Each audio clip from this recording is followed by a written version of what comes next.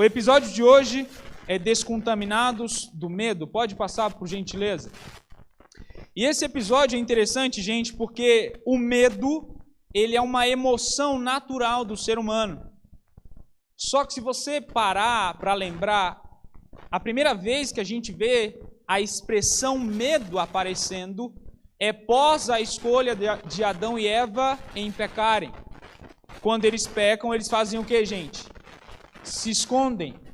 E quando Deus aparece para conversar com eles, Adão diz, porque tive medo e me escondi. Perceba que o medo é um dos sintomas da natureza pecaminosa que existe em nós. Antes, Adão tinha prazer, a alegria de estar na presença de quem? De Deus. Agora, você percebe que a humanidade começa a ter medo de Deus. Começa a ter uma visão distorcida de Deus. Tendo esses pontos em mente, eu gostaria de convidar você, em primeiro lugar, a pegar sua Bíblia. Pegue ela, coloque em suas mãos, segure, e eu quero orar.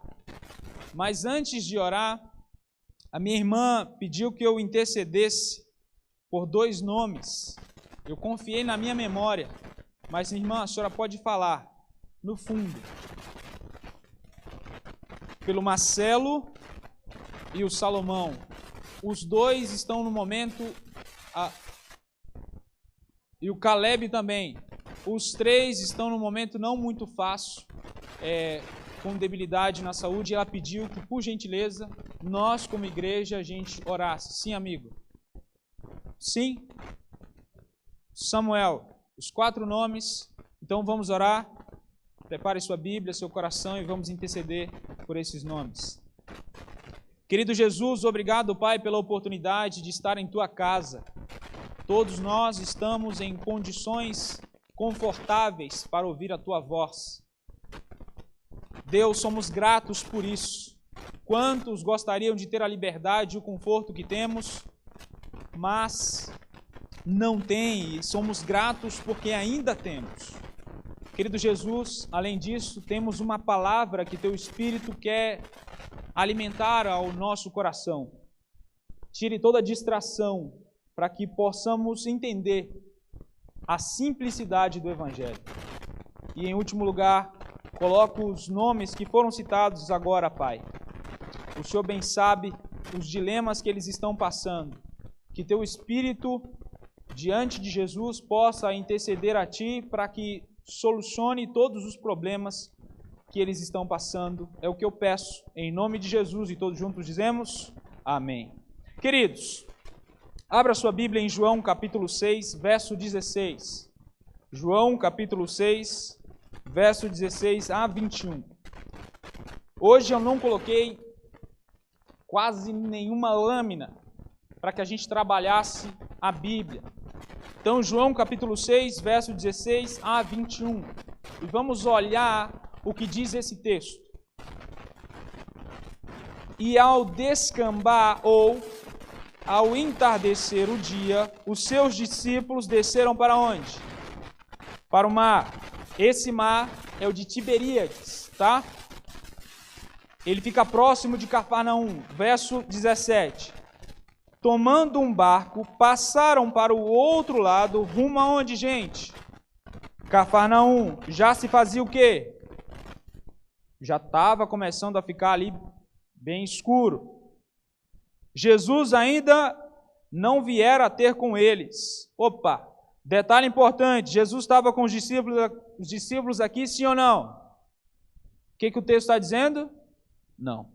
Eles estavam no mar, era tarde da noite e Jesus não estava com eles. Onde é que Jesus estava?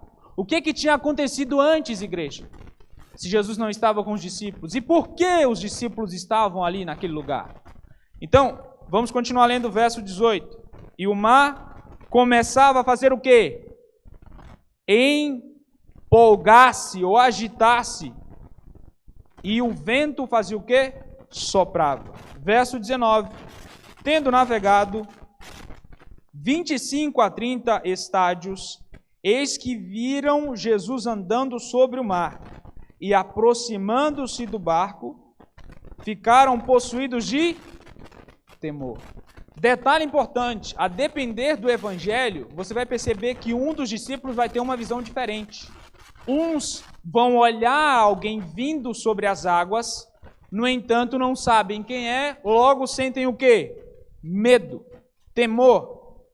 Vamos continuar no verso 20. Mas Jesus lhes disse: sou eu, não temais. Então eles de bom grado o receberam e logo o barco chegou ao seu destino. Queridos, o nosso episódio de hoje é como, de alguma maneira, ser descontaminado do medo. Porque muitas vezes o medo ele vai impedir que as oportunidades, as bênçãos ou até mesmo o crescimento espiritual, o seu individual, até mesmo da sua família, ele não cresça porque você tem medo. E o primeiro aspecto que eu quero trabalhar com vocês é: nós só conseguimos vencer o medo reconhecendo Jesus.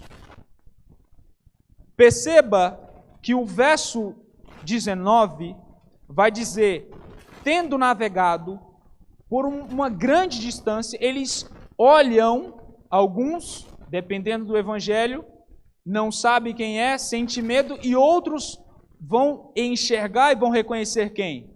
Jesus. Isso é importante, igreja, porque nós, normalmente, quando não reconhecemos quem Jesus é, nós temos medo. E olhe como isso é bem simples. Eu não quero dificultar nada aqui. O evangelho é uma coisa muito simples. Imagine que você está numa feira bem movimentada, a 44, certo? E do nada uma pessoa chega por trás de você e toca na sua costela. Faz... Você vai sentir o quê? Medo. De duas uma, ou o cara vai me roubar, ou pode ser o quê? Alguém conhecido. Aí é o seu melhor amigo, colega de trabalho, você faz o quê? Oh, cara, quase que molhou aqui a roupa. Por quê? Quando você entende quem é a pessoa, logo você sente o quê? Confiança. E quando Jesus aparece para os discípulos, eles vão sentir a confiança no momento em que Deus diz: não temas. Não temas. E um detalhe importante, queridos, é que João, 1 João, capítulo 5, verso 16, ele fala de um aspecto do nosso relacionamento com Jesus, que é João capítulo 5, verso 16, diz que quando nós temos algo e quando nós falamos com Deus, nós temos que ter a certeza e a confiança que Ele nos ouve. E a palavra confiança, ela tira todo o quê? O medo. Nós precisamos confiar em Cristo. Só que, lembra que no início eu perguntei assim: amigos, o que estava acontecendo? Por que Jesus mandou os discípulos ir para o mar de Tiberíades? Por quê? E aqui vem todo o contexto. Em primeiro lugar, se você ler o relato anterior, ali do verso 1 até o verso 14, você vai perceber que acontece um dos momentos mais lindos do ministério de Jesus. É quando ele vai fazer o milagre dos peixes e pães. Lembra que ele vai alimentar uma grande multidão? Só que tem um detalhe importante. Essa multidão era um povo que vivia sofrendo sobre a mão ou sobre as mãos do Império Romano. E eles tinham uma expectativa de que viesse quem? O Messias, o Salvador. Ponto aqui, quando eles olham Jesus fazendo milagre para milhares de pessoas, eles com certeza tiveram a certeza de que Jesus era quem? O Messias. E mais, seria Jesus quem tomaria o poder de quem? dos romanos. Logo, tanto os discípulos como a grande multidão começou a fazer um movimento para que Jesus fizesse o quê? Fosse agora um líder carismático, um líder que tomasse o Império Romano, que criasse uma revolta, que fosse um revolucionário. Só que Jesus, logo vendo isso, ele sabia que o ministério dele tinha um objetivo: salvar a humanidade do quê? Da condenação do pecado. Ele seria rei, mas não naquele momento, no futuro. E aí é que ele retira os discípulos para ajustar o foco. Ele pega os discípulos, coloca ali no mar de Tiberíades, e ele vai fazer o que, amigos? Ele ora. Ele vai orar em prol da sua missão, em prol de cada discípulo. E enquanto ele está orando, os discípulos vão passar por um dos momentos onde eles vão ser testados.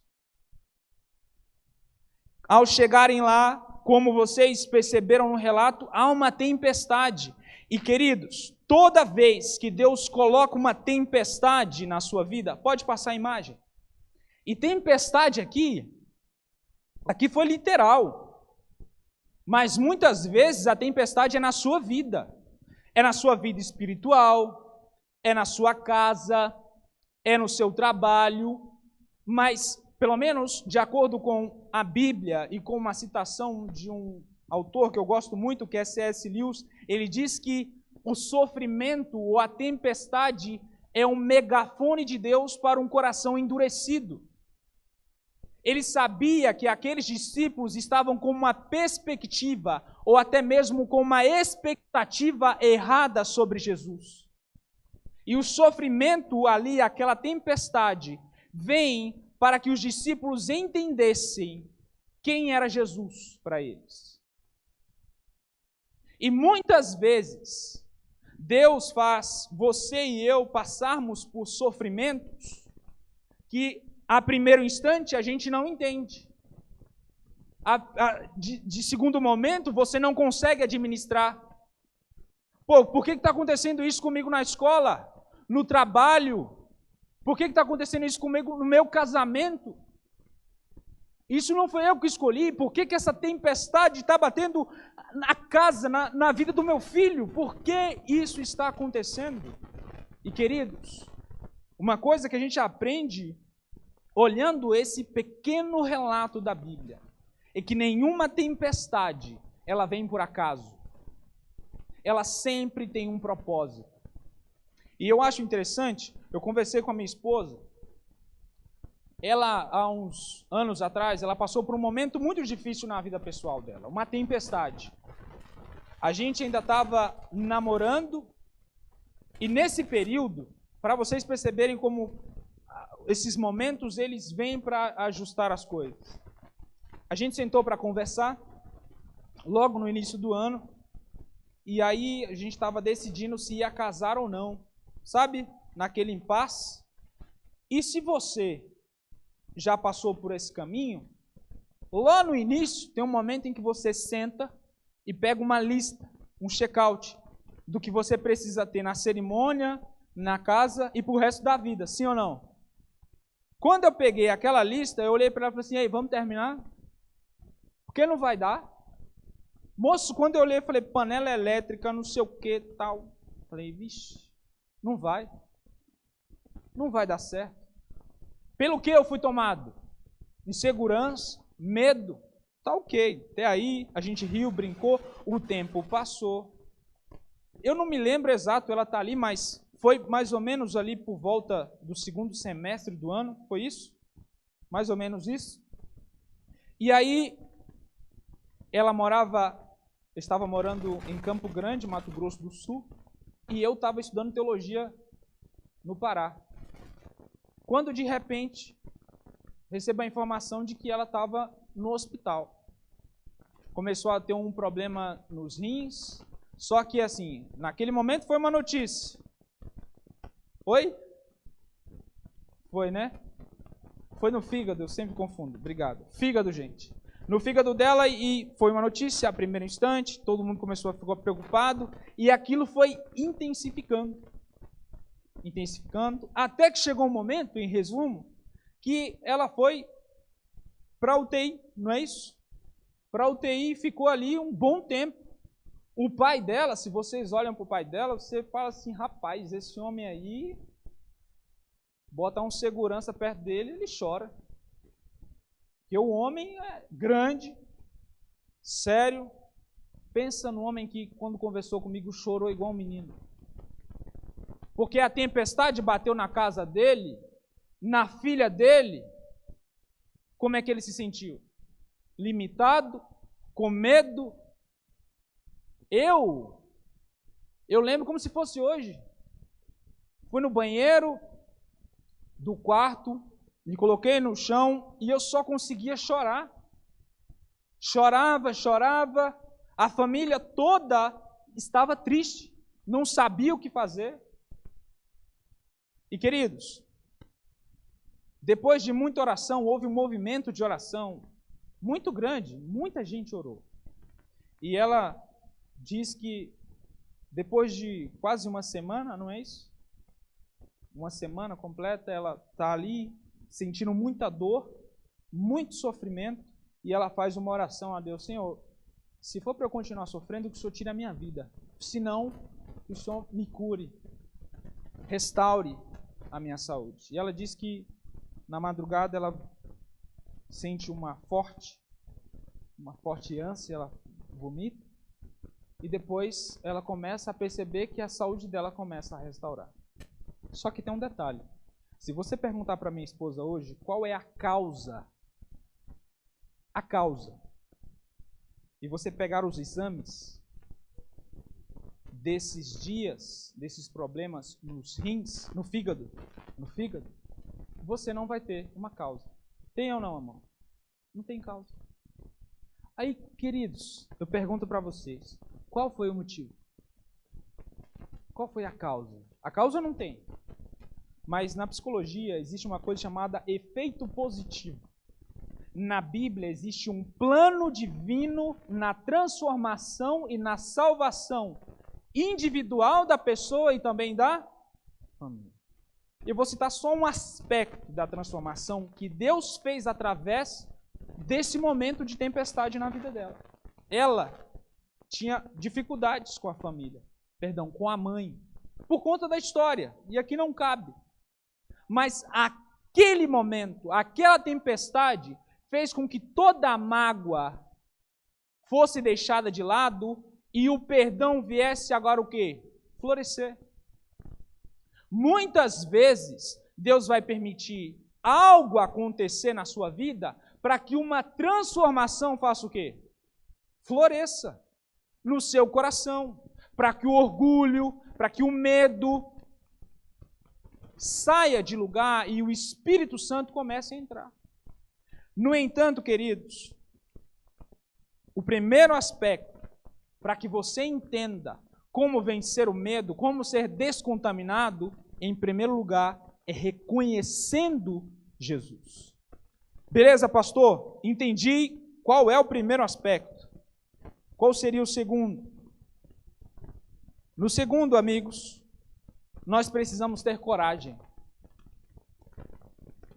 E você percebe em Mateus 14, verso 28, que Jesus, ao se aproximar do barco, vai ter um que é o ousado, sim ou não?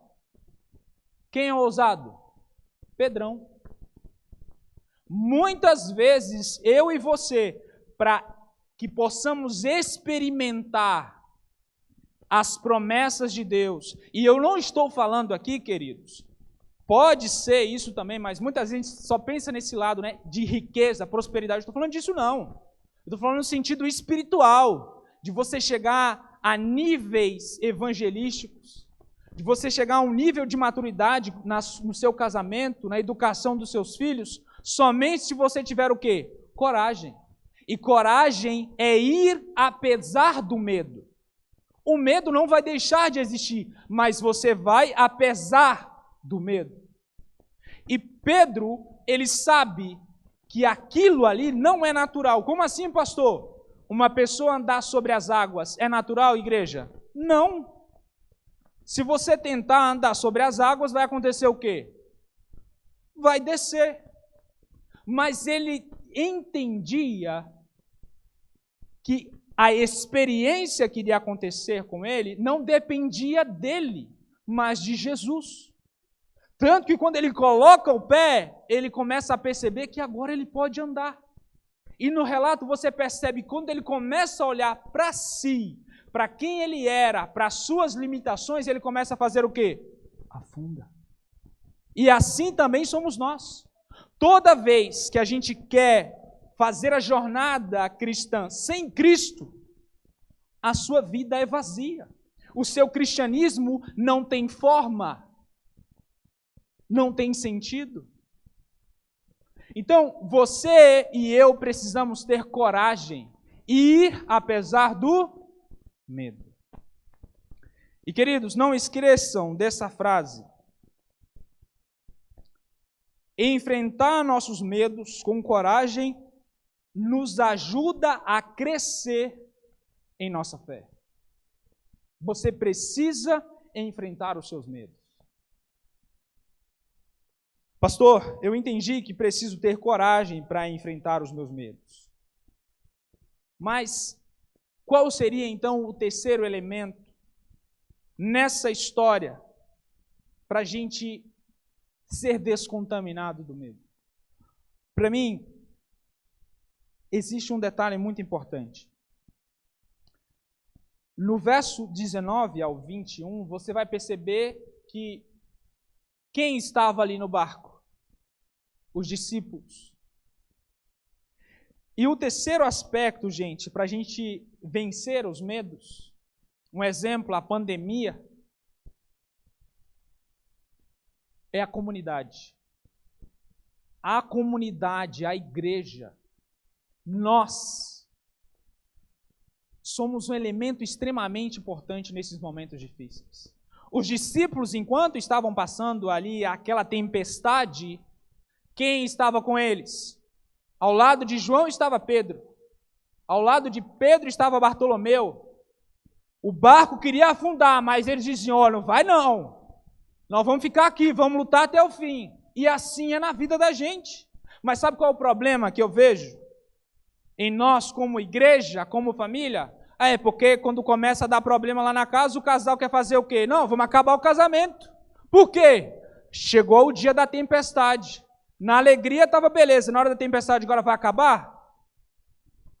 A liderança da igreja está bem. Começa a ter problema, faz o quê? Não, vamos desistir. Por quê? Ah, não, chegou o dia difícil, tem irmão dando problema. Ei, não. Se o barco está sofrendo, a gente tem que continuar.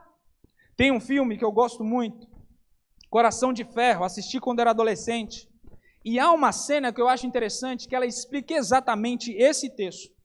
Há um momento onde o tanque, ele sofre um defeito por conta da guerra. Está havendo uma guerra entre os alemães versus os Estados Unidos. E aí o personagem central, ele está ali fora do tanque e aproxima um garoto correndo, cansado. E ele fala... Os alemães estão chegando. Eles estão chegando. Eles vão destruir a fronte, que era uma espécie de proteção. E aí o garoto olha para o personagem central, que era o líder deles, e diz assim, ó, vamos embora, vamos sair daqui. E a equipe dele do tanque começa a olhar para ele. Ele para, respira um pouco e toma uma decisão. Eu não vou. Eu vou ficar. Eu vou ficar. E naquele momento todo mundo começa agora a ficar o quê? Incomodado. Porque é mais fácil fazer o quê, gente? Ir embora. Pensar na sua vida. Só que eles decidem todos ficarem juntos por conta de um líder.